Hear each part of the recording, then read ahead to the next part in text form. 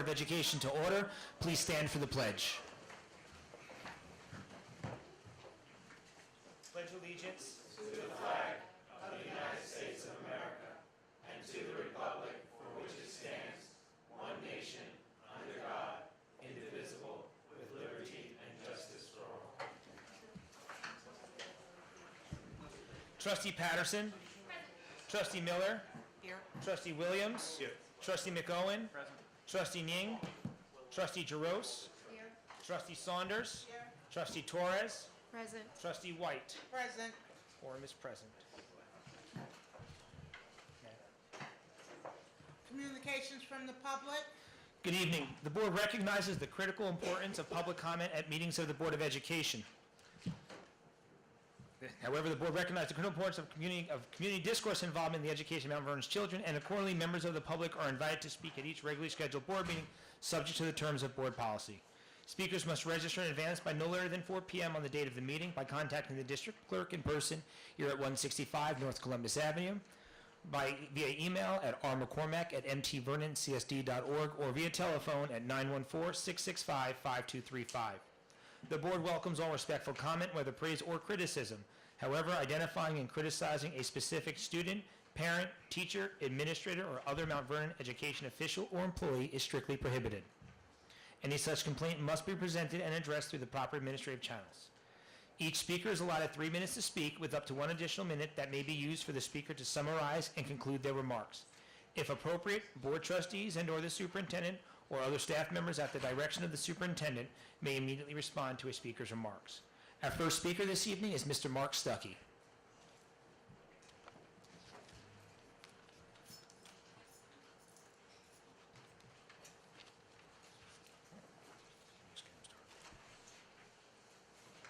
Good evening. Good evening. Madam President, Doc, Mr. Gorman. I have to give him his props. He's a good guy. I'm here this evening to ask the board members, how many of you go out and tour the facilities? Because I'm quite sure you're not doing your due diligence. Monday, we had a delivery of a large number of air conditioning units. That was the holiday. I did not see not one representation from this district there regarding that delivery. Within that delivery, I took a picture of it. That delivery came with damaged goods. And they put that stuff on our buildings. It's the air conditioning unit. And I'm here to wind up telling you, we had a similar issue like that back in the 80s when we was having the roof put on. I believe it was in the 80s on Mount Vernon High School, where if someone didn't come out and so happened to be in the area at that time, we would have had product put on our facility that was damaged goods. Now we have an air conditioning unit. I do not know, it's not the main air conditioning unit, it's a box. This box can be used as a transfer box, a splice box, or it could be a storage box. The whole thing winds up being is, the district had no representation. Whoever's in charge of the manager of that is not doing his job and he's sneaking stuff through. We should not have to pay for it. It's bad enough we getting outsiders to do all this work, and there's nobody in Mount Vernon you can tell me that's not qualified to do the work. One reason why people in Mount Vernon, the contractors in Mount Vernon, do not want to do anything is because of being paid. Now, it's a bad taste from the past, and it's still spilling over now. You, the board members, must do some kind of education towards the contractors to let them know that it has changed. You're willing to pay. So look and see what's going on, because there's no reason why you who sit on that board, who are residents of Mount Vernon, who are taxpayers of Mount Vernon, are letting this stuff go through. We should not have to go through this and pay for damaged goods. A lot of money is on the table here. You went out, you lobbied for this bond, and I pushed very hard for this bond. I solicited 10 times harder than anyone who sits on this board. And Dr. Hamilton will tell you this. So do your due diligence, please. I'm not angry. I'm pissed. Because Mount Vernon contractors should have had a lot of this work. So look into it. If you have to go up on that roof, go up on the roof, look and see. I don't know if the facility manager here, Mike, did you see the box? And can you comment on this box? Mr. Stuckey, after you're finished addressing the board, with the Madam President's consent, I'll direct the questions. Thank you, Doc. My pleasure. Okay, so please, look into it, do what you gotta do. All right, stay on top of these people. And also, there's no reason why it's taking so long for Graham School front to be done. I only see 2 people doing masonry work over there at a given time, and that's ridiculous. It should have been done by now. Get on top of it. We're going to lose money, and they're going to get us real good. Please, please, don't let it happen. Because I don't want to come back and then go with my cookie jar. Those of you know who my cookie jar is. Thank you, Mr. Stuckey. That concludes Thank public you. comment. Thank you.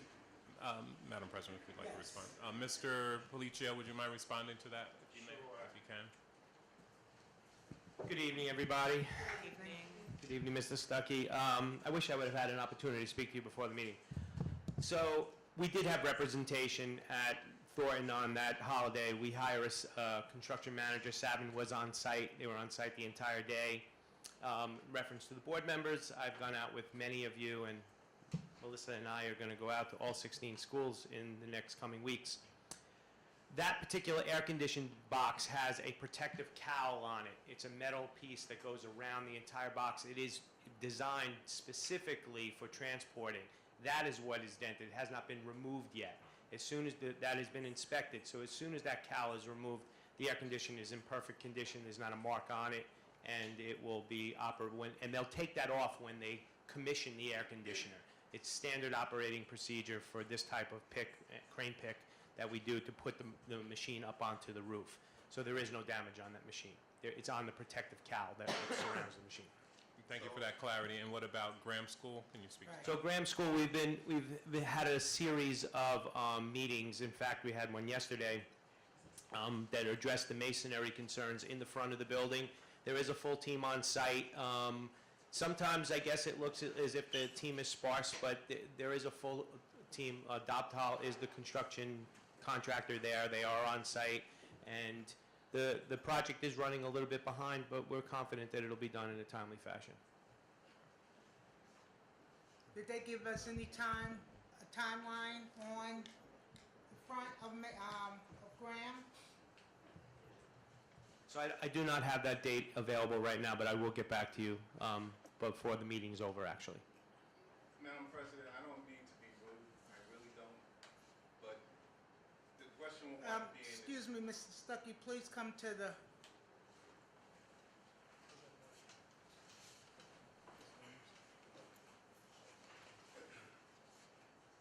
I'm not trying to be rude, okay? I'm looking at my tax dollars. And the question winds up being is, how far are they behind with that project? See, we don't ask questions in the way they should be asked, then we won't get the answers that we need, or we supposed to have. Everybody winds up dancing around the question. And those who don't know but forgot, I sat up there. So I know the questions that should be asked, and how certain people wind up dancing around the questions, okay?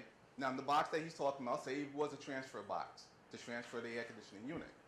Now, if that box is the only box that's damaged and it was to move the air conditioners, why was that trailer loaded with approximately 5 air conditioners and that was the only one that had it?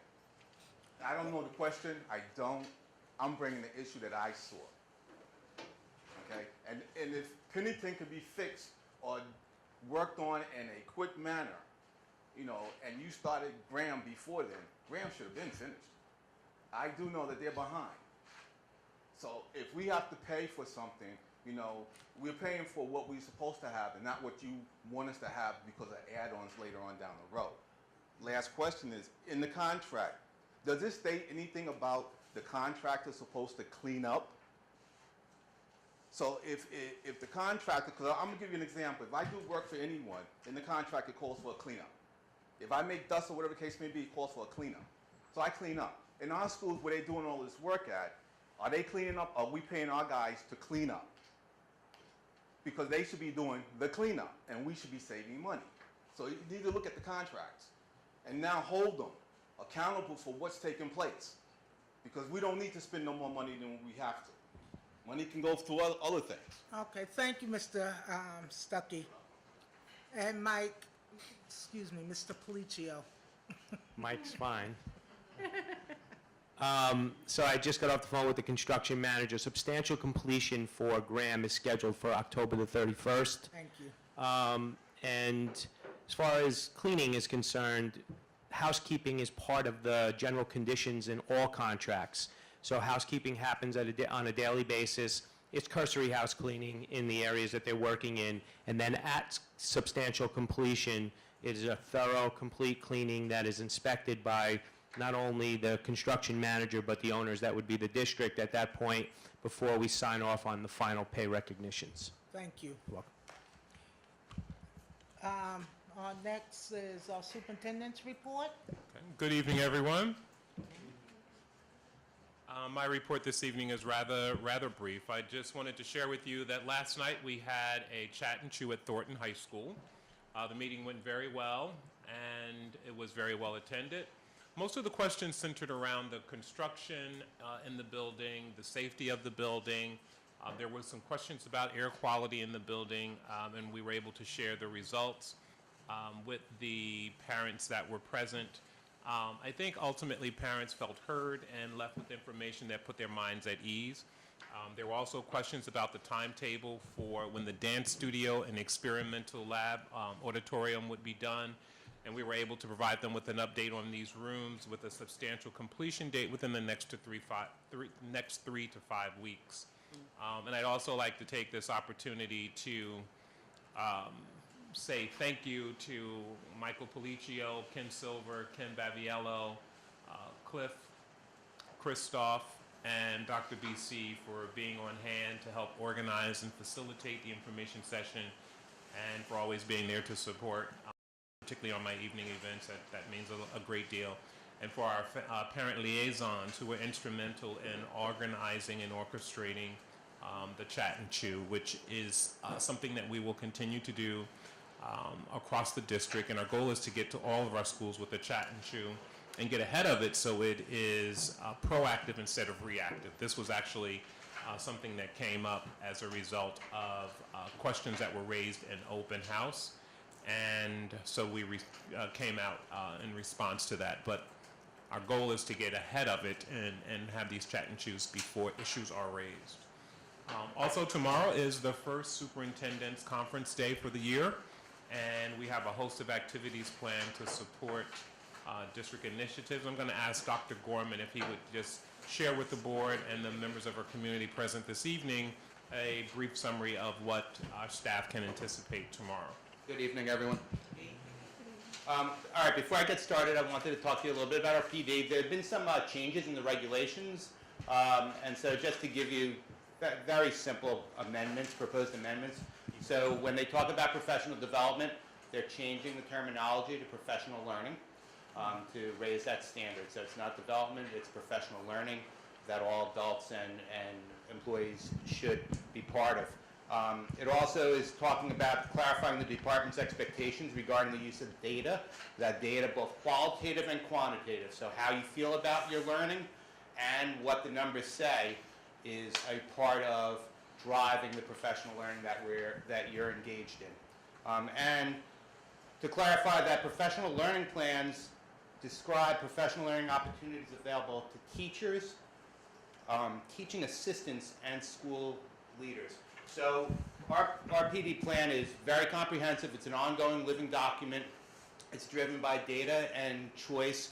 And so tomorrow is the day 1 of 3 in our year-long series. tomorrow is October 17th.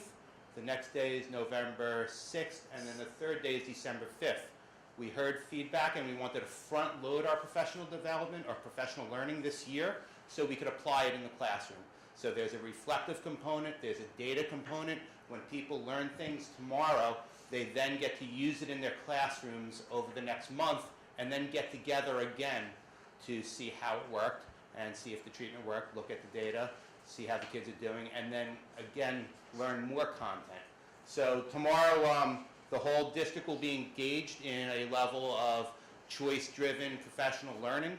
All the administrators will be involved in a special education training, a 3-day professional learning opportunity for all administrators on law and regulations in special education.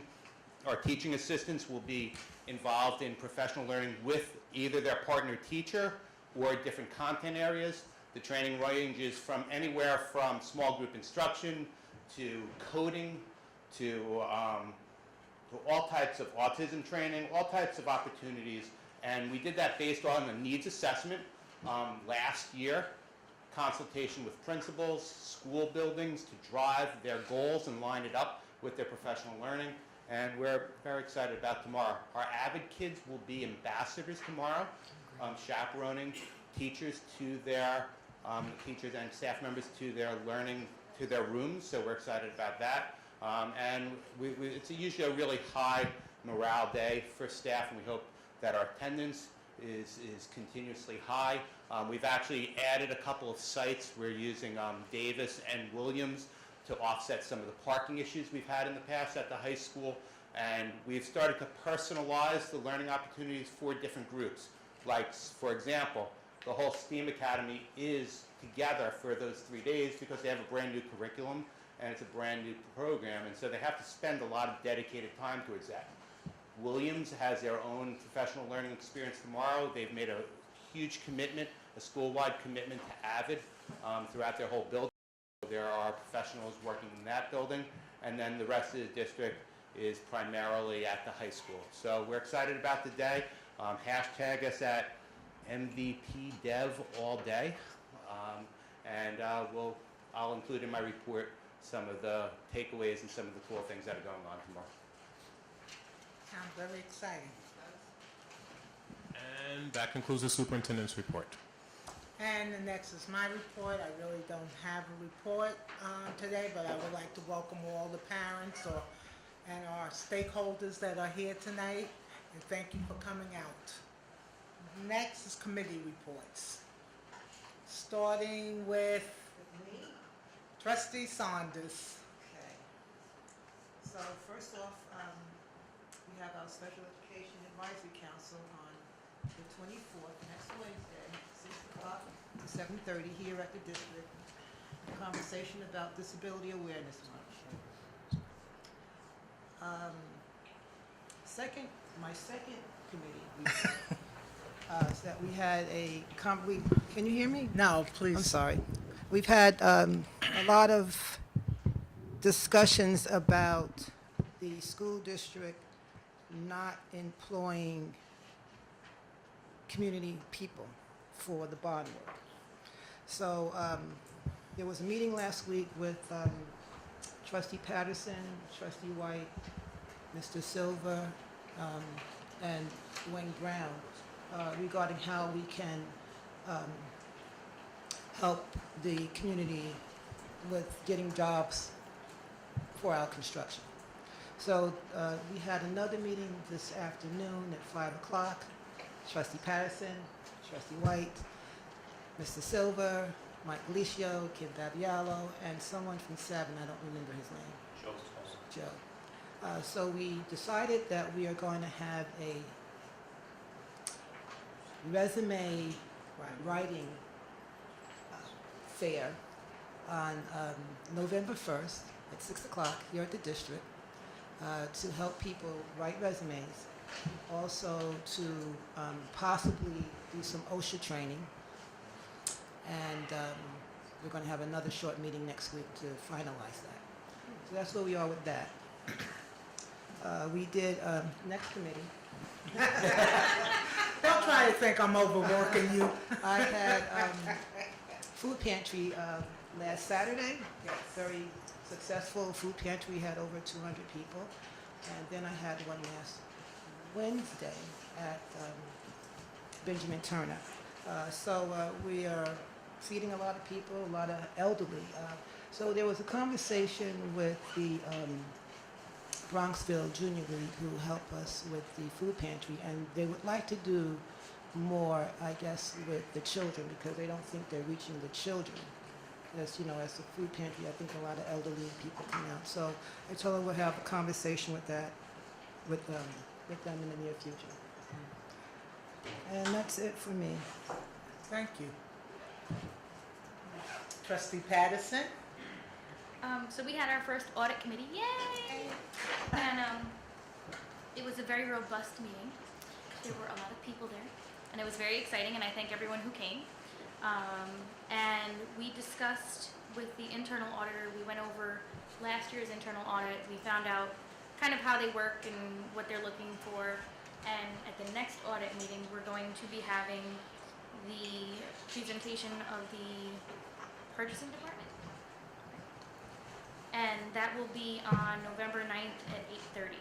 So if in case anyone else would like to join us, we could get this room, because that's how many people are going to be there if we keep adding people. Thank you. Trustee Williams? Good evening, everyone. I don't have a committee report, but I'd like to speak to the community about something that I think should be spoken about, which is the importance of activating and forming block associations. Reason being, I had an experience today, indirect experience, just kind of driving through Mount Vernon, and there was an older gentleman, much older gentleman, making comments at a much younger student. And I was in traffic, and I could kind of, hear some of the indirect comments, and it really infuriated me. It took all my will to, not confront the gentleman and have a conversation. But my thoughts went to, how do we combat this? And it's really important as a community to communicate. We have a high level of sex offenders in our district, and we want to have conversations to make sure that our children not only go to school safe, but they arrive home safe. So that's really just kind of what was on my mind. And I just want to emphasize the importance of the community and how the accountability falls on the community to make sure that our children after 3 o'clock, get home safe. And I don't know, it just kind of went through my mind. I was wondering what was that young girl thinking. I have a daughter, so really struck, and she handled it really well, kind of in traffic. And, the dialogue wasn't really too intense, but it was unnecessary.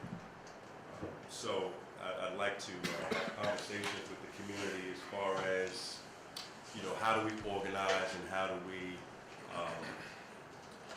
open up the dialogue and make sure that our students feel safe, in the community, and where they have open channels to kind of report maybe some incidents or such incidents without feeling awkward.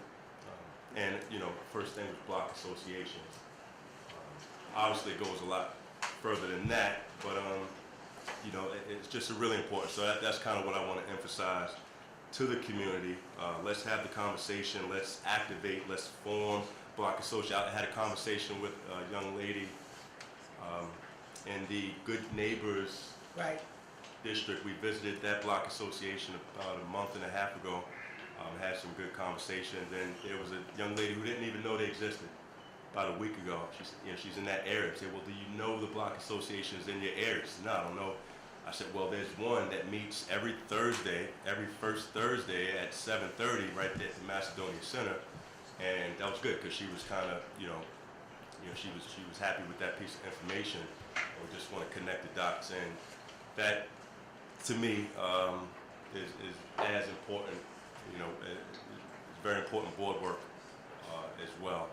So just the emphasis I want to make to try to heighten that collaboration, community, accountability to keep our eyes wide open, and let's just continue to get better. Mental health is a serious issue, and we have the eyes and ears and hands to make sure that we can come with some resolutions if needed, and communicate at a high level.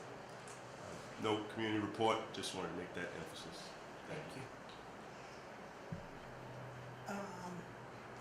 Trustee Roseman, Trustee Jaros? The restructuring committee has not May. met yet. Dr. Hamilton, do we have a schedule for that? Actually, we are going to be meeting to map out administratively to map out the rollout of 8th grade and the transition of students into the Pennington addition once it's complete. So as soon as we have that meeting, that administrative meeting, then we'll be able to have the restructuring committee meeting. We'll be able to answer the questions that would be germane to that committee. So I anticipate that'll probably happen within the next 2 weeks. Thank you so much. Trustee McGowan? Policy Committee met on October 4th to discuss the anticipated new grading and retention policy.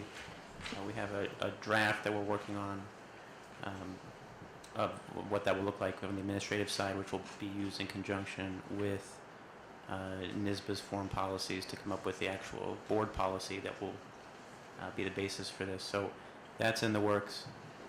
We don't have a formal meeting planned, but we are having discussions about kind of the implementation of the facilities use policy that we put in place about a year ago, maybe not quite a year ago, and just kind of recapping how that is.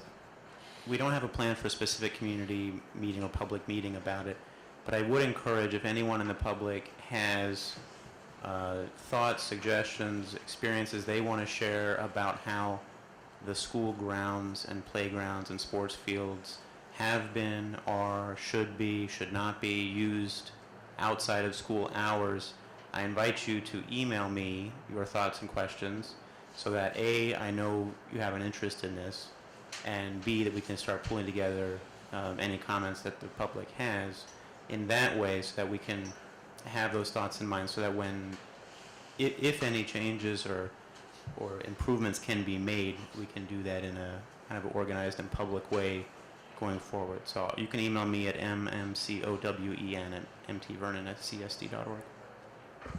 That's my report. Thank you. Trustee Torres?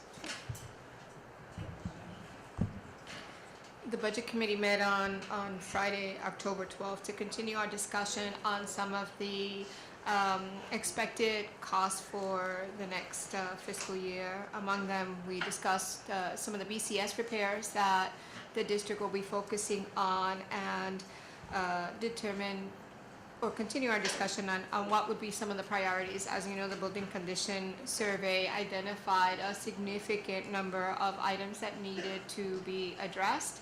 And given the breadth and the cost of it, it's impossible to address it all in 1 year, but we are going to start focusing on that and have prioritized the items to be addressed, specifically those that are affecting the health and safety of the schools and impacts our students' ability to study and live during the day in a safe environment. We also discussed the anticipated cost of modulars, which we're going to need going forward as we continue our construction in the district in accord with the 2020 vision. The district received one proposal from one architect for the preparation of the modulars for the installation as well, and that's something that will be reviewed and discussed and presented to the public at some point in the future. We also continued our discussion regarding some of the cost methodology with respect to Mandela, and there was a request for some additional information regarding the increase in cost due to the expansion of the building, the increase in administrative overhead for an expansion versus a new building. So that's information that will be coming to the Budget Committee in the future. Our next meeting is scheduled for October 24th at 8 a.m. here at the district. All are welcome to come. Thank you. Thank you. Trustee Miller? Yes, hi, thank you. Okay, so we met, the committee met with the parent liaisons and the staff, and we were all ready to go. We had all the goodies for our Beyond the Badge event on the 13th on Saturday, and on Friday we had to cancel it due to weather. The event is outside, it's on the grass, and the whole idea was that it's going to be wet and muddy and cold. So this is probably one of the problems with holding events this time of year outdoors. So at this point, we're totally prepared. The school resource officers are ready. Sergeant Storres is, everybody's ready to do it. We've got all the stuff, probably in the trunk of Rick's car. And we just need to talk about whether or not we want to, A, try to do something.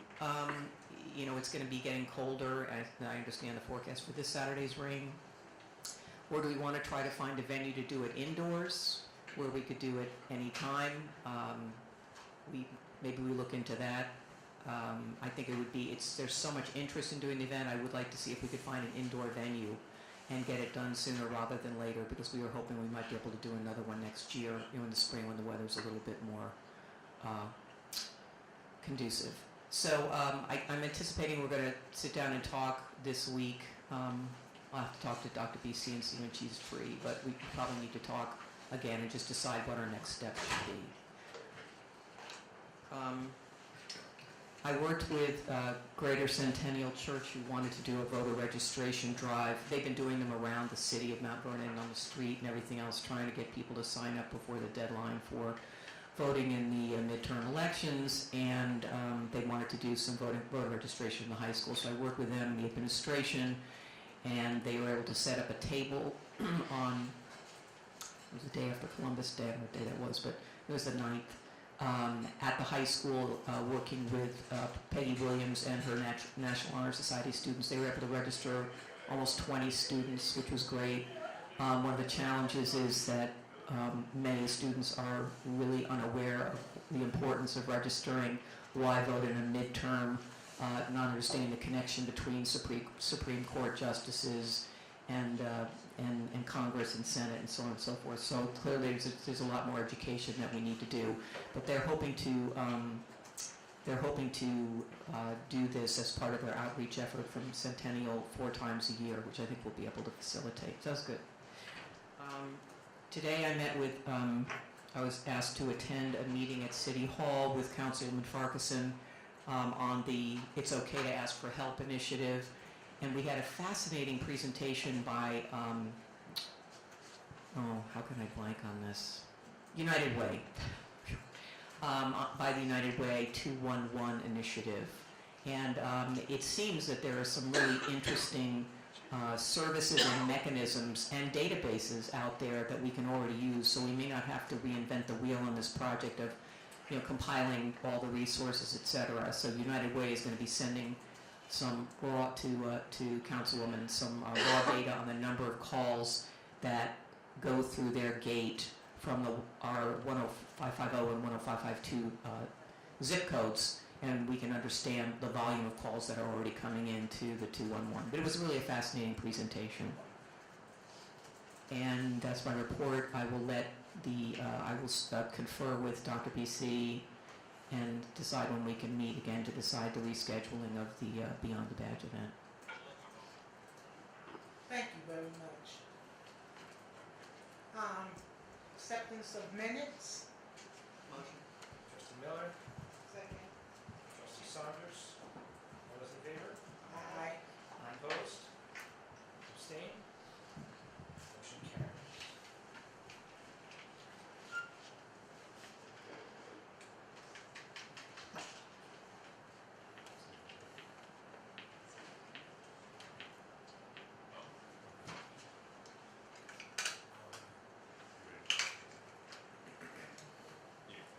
before we do that, Madam President, if you can indulge me, I wanted to share experience, and actually Trustee Williams kind of triggered it in my head. We had it speaks to mental health, and more importantly, the compassion that our students are learning as a result of sensitivity training and character education that's going on in our schools. During our cabinet meeting this morning, I received a message from Principal Bradley that there was an incident at her building during a fire drill where one of the residents turned a water hose on student and staff members who were on his property during the fire drill, sidewalk in particular. And the police were called, and I was asked to come over and make a final determination as to whether or not, as a school district, we wanted to file harassment charges against this individual. And I have to tell you, I was so impressed with how forgiving and gracious our students were to recognize that in spite of how it felt to be in that situation, they were sensitive enough to recognize that the gentleman was clearly not in his normal state of mind. And I asked them, what would you like me to do? And they all unanimously said that they wanted to extend some compassion and recognize that the gentleman was perhaps having some mental issues that were indicative of his behavior and not necessarily characteristic of who he was. And I share that with you because we often hear about our children being insensitive to things like that, and how they could have responded, quite frankly, and the level of dignity and respect that they showed for this gentleman who clearly had violated them, and to such an extent. In fact, the police were also very pleased with how our children were able to recognize symptoms of mental illness. And I just thought that was worth mentioning because it was, and there were about 6 kids in particular who were hosed and a staff member. So ultimately we decided not to press charges against the gentleman, but it was our students who ultimately facilitated that decision. I think that was worth mentioning tonight. That's great, yes.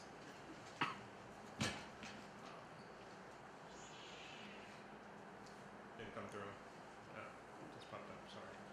So this is our way of communicating. No. This is Okay. Enter into executive session.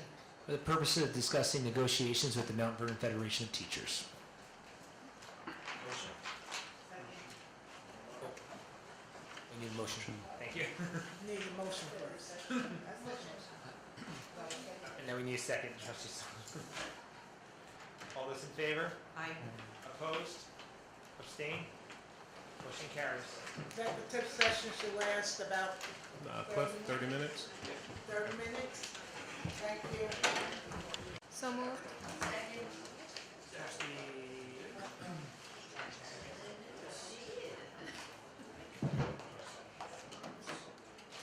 All those in favor? Aye. Opposed? Abstain? Motion carries. Opportunity for board members to remove any item from the consent agenda.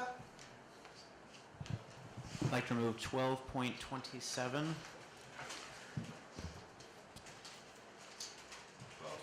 Authorization for Clark Patterson lead team for boundary and topographic survey? That's right. Okay.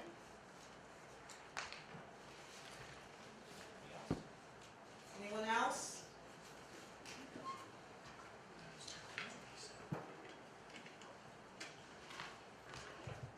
Have approval of consent. Motion to approve the consent agenda? Motion. Trustee McOwen? Second. Trustee Miller? All those in favor? Aye. Opposed? Abstain? Motion carries. Motion to approve authorization for Clark Patterson lead team for boundary and topographic surveying. Motion. Trustee McCollum. Second. Second. Trustee White. Discussion? Thank you. I just had a question. This is just a question I didn't get a chance to ask before. Do we have existing surveys for these buildings? Are these updates or are these brand new from scratch? surveys. Based on the prices, they seem to me to be brand new surveys from scratch, and I'm wondering, does the district really not have surveys of these buildings already? So the district does not have topographic surveys. Yeah. We never did. So we need these to do even stuff like the modular placements, we're going to need them, or any kind of major construction, we are going to need a topographic survey. It gives us elevations that we cannot get from a street level survey. And do we not have topographic maps of the other schools? Are there 8 schools here or something like that? Yeah, those are the 8 that we actually do need them for all schools, but we're trying to split them up and get what we need as needed. So if we don't need one for another school, we won't just have it for no reason. We'll get it when we need it. Yeah, understood. I guess I was just wondering if there's a plan to it. Can we do these as a package deal and get a better price if you do the whole district? It's just a question. And I believe we did get a discounted price for the 8 that we are doing. I don't think it gets to a deeper discount as you get, as we get more of them. It is a lot of time and effort for the surveyors. Yeah, I know. Okay. That answers my question. Okay, we're ready to vote? I'm ready. All those in favor? Aye. Aye. Opposed? Abstain? Motion carries.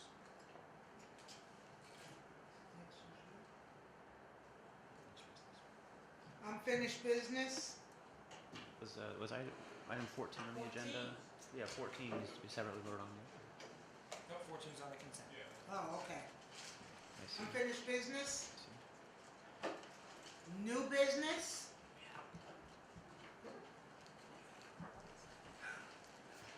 Motion to adjourn?